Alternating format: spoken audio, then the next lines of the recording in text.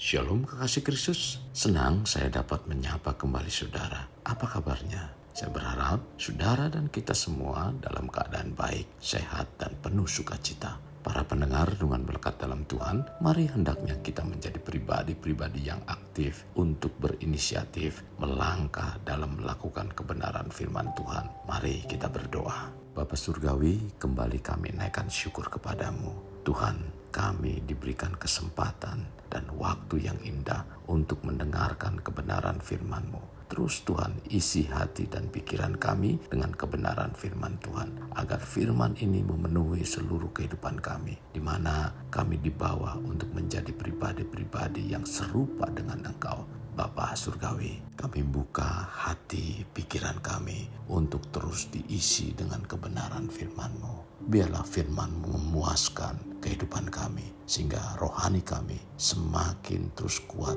bertumbuh, dan berbuah untuk menyenangkan Engkau. Terima kasih Tuhan Yesus. Ini doa dan permohonan kami dalam nama Tuhan Yesus kami berdoa. Amin. Melekat dalam Tuhan bertema haus selalu. Firman Tuhan terdapat dalam Matius 5 ayat 6. Demikian firman-Nya. Berbahagialah orang yang lapar dan haus akan kebenaran, karena mereka akan dipuaskan. Kekasih Kristus, rasa lapar dan haus adalah dua kata yang menggambarkan kebutuhan daging manusia. Kondisi lapar menunjukkan bahwa perut kita sedang dalam kondisi kosong dan keroncongan. Sedangkan haus adalah kondisi di mana kerongkongan kita terasa kering dan butuh air. Saat sedang lapar dan haus, seseorang bisa saja terdorong untuk melakukan apapun agar mendapatkan makanan dan minuman yang bisa memuaskannya.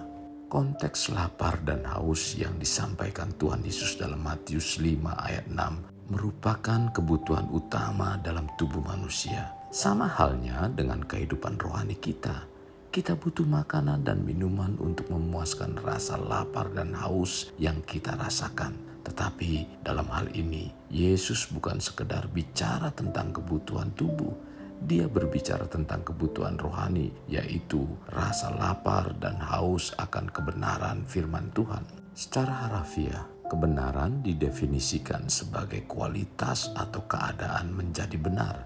Sementara kata benar berarti bertindak dengan cara yang lurus, bermoral, dan berakhlak. Bagi orang Kristen, standar kebenaran satu-satunya adalah firman Tuhan. Dan inilah yang akan memuaskan rasa haus dan lapar kita. Bukan karir, kekayaan, pasangan, keluarga, atau makanan. Lapar dan haus adalah dua kata yang menggambarkan kebutuhan daging manusia. Bila kebutuhan daging manusia kita penuhi, bagaimana dengan kebutuhan rohani kita? Apakah kita juga senantiasa merasa haus dalam hal kebenaran? Siapakah kebenaran itu? Dalam Yohanes 14 ayat 6 mengatakan, kata Yesus kepadanya, akulah jalan dan kebenaran dan hidup. Tidak ada seorang pun yang datang kepada Bapa kalau tidak melalui aku.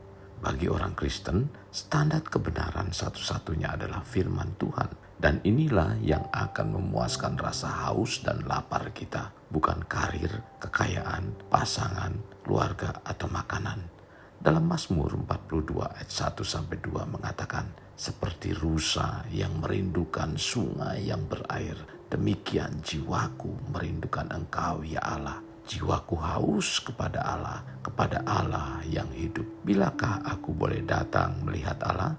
Penulis Mazmur 42 memiliki rasa lapar dan haus akan Tuhan yang tidak pernah terpuaskan. Mazmur ini begitu indah dan tepat melukiskan perasaannya tersebut.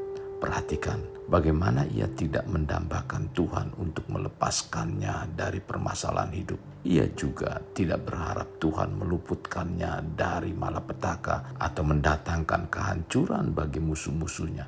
Sumber dari rasa haus dan laparnya adalah sosok Tuhan itu sendiri. Bukankah seringkali kita lebih berharap agar Tuhan mengabulkan segala doa dan keinginan kita? Kita haus pada Tuhan yang bertindak menyelamatkan kita dari keadaan yang tidak menentu. Kita lapar melihat Tuhan bekerja mendatangkan kebaikan dalam hidup kita. Dengan kata lain, kita lebih mengharapkan berkat dan janji Tuhan ketimbang dirinya sendiri. Rasa haus dan lapar akan mendorong kita melakukan sesuatu untuk memenuhi atau memuaskan apa yang menjadi kebutuhan kita. Jadi saat kita merasa haus dan lapar akan Tuhan, takkan ada satu hal pun yang bisa menghalangi kita untuk mendekat kepadanya. Baik itu kondisi mental, fisik maupun kerohanian kita. Jangan biarkan hal apapun memuaskan kita sehingga kita tidak lagi merasa haus dan lapar akan Tuhan. Puaskanlah dahaga jiwa kita dengan datang kepadanya.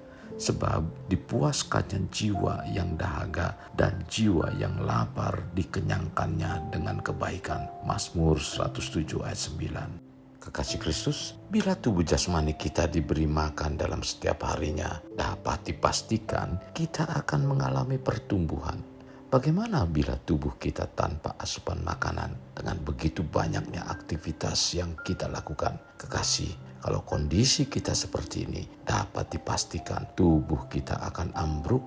Demikian pula halnya dengan tubuh rohani kita. Jika kita hanya memuaskan diri dengan hal-hal jasmania, rasa lapar dan haus kita akan Tuhan lama-kelamaan akan hilang dan melemah. Daud mengerti bahwa hanya Tuhanlah pelepas dahaga jiwanya.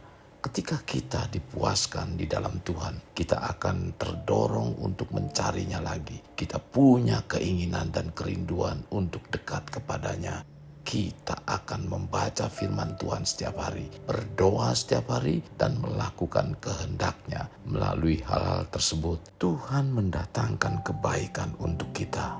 Di sisi lain, Tuhan juga sangat ingin mengenyangkan kita dengan kebaikannya. Namun, kebaikannya tidak dapat mengenyangkan kita jika kita telah kenyang oleh hal-hal lain. Maka dari itu, hendaknya kita untuk terus merasa haus akan Allah dan kebenaran firman-Nya. Kekasih Kristus, mari kita alami terobosan hidup untuk mengalaminya. Mulailah dengan mengenal prinsip-prinsip kerajaan Allah serta menjadi warga kerajaan. Mari kita berdoa. Tuhan, terima kasih buat hari ini. Firman-Mu kembali membawa kami untuk semakin memiliki satu kerinduan dan kehausan akan Engkau. Bahkan kebenaran firman-Mu untuk senantiasa melingkupi hati dan pikiran kami, di mana kehidupan ini perlu tuntunan dengan kebenaran firman-Mu, supaya kami dalam menjalani kehidupan ini tidak menjadi kehilangan arah, melainkan tetap ada pemandu, yaitu kebenaran firman-Mu yang terus mengarahkan setiap kehidupan kami dari hari ke hari menjadi semakin baik dan semakin baik. Lewat semua ini, Tuhan yang dipermuliakan. Tuhan, ampuni kami, pimpin kami, dan kuatkan kami melalui Roh-Mu yang kudus untuk kami terus mempunyai satu kerinduan, kehausan, kelaparan akan Engkau Tuhan. Dan biarlah Engkau sendiri yang memuaskan kehidupan kami. Terima kasih Tuhan Yesus. Ini doa dan permohonan kami yang kami alaskan dalam nama Tuhan kami Yesus Kristus kami berdoa. Amin. Kasih Kristus, mari kita akhiri dengan mengedahkan kedua tangan kita.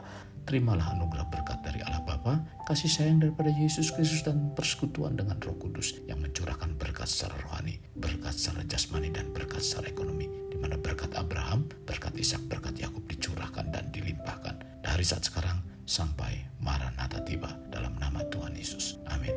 Sampai jumpa di renungan berikutnya. Tuhan Yesus memberkati. Jangan lupa like, share, dan subscribe.